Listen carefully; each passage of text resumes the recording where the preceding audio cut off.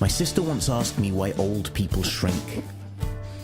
I told her it's the combined weight of years lived plus the staring assumptions of the young who know if they make it through life without cancer, car accidents or crime, then this is their future. If they're lucky. Their feet shuffling tracks in the same carpet. Everything taking longer than it should. Photo albums as proof of life lived, safeguarding memory against the ravaging storm of an imperfect mind.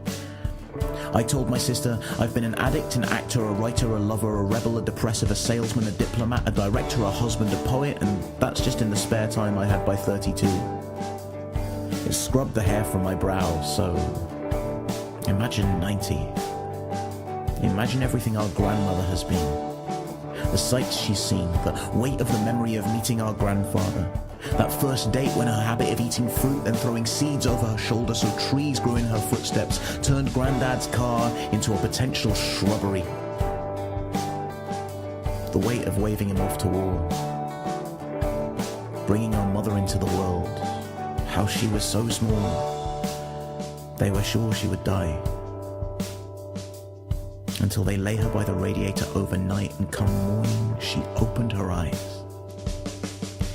Bringing up a boy and a girl in a stranger's country, yet marking out her territory nonetheless, like how she'll speak French when you're in her home, and follow it up with a translation so you learn her mother tongue just like she learned yours. Tu veux une tasse de thé, cup of tea? Like how she'll make a toast with a santé, regarde les yeux, in the old Swiss tradition, so you know, if we're drinking to celebrate, our eyes must meet with the clink of the glass, so we are present in this moment together. And our grandmother loves letters, letters sent from the hungry maw of wartime France, Grandad telling her he wriggled free of devourer's teeth. Letters from our mother containing cassettes of her grandson's infant burblings, his best attempt at learning the language of this land like she did. Letters from Switzerland, America, Scotland, families so far flung they trace the globe's circumference like a satellite.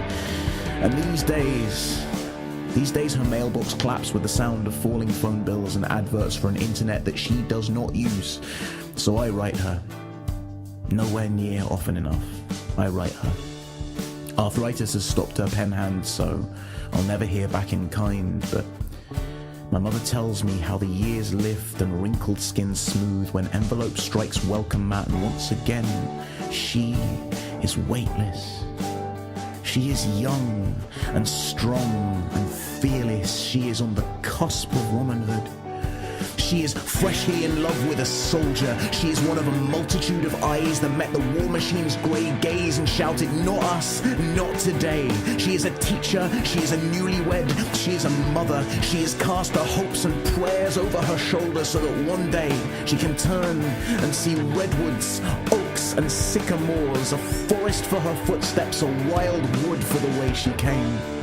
Now she carries these trees in a photo album that is always by her side.